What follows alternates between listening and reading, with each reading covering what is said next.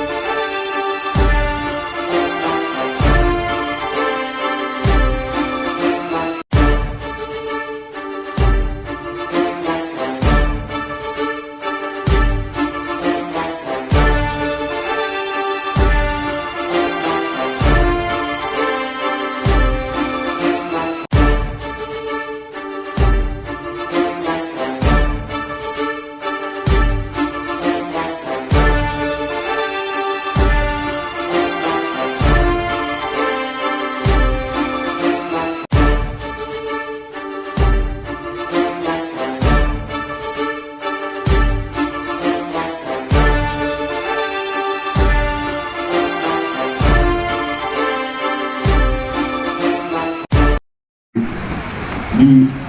వనరుల ప్రదర్శన చూడటం అనేది ఒక మహద్భాగ్యంగా భావిస్తూ ఈ కార్యక్రమంలో నాతో పాటు వేదిక నుంచి పాల్గొంటున్నటువంటి Montessori schools director KMV Rajasekhar garu, అలాగే Srimati Meenakshi garu senior headmistress, K Srinivasa Reddy garu principal CBSE board, Shri Wilson garu CEO of the campus, అలాగే ఈ కార్యక్రమంలో మొట్టమొదటిసారిగా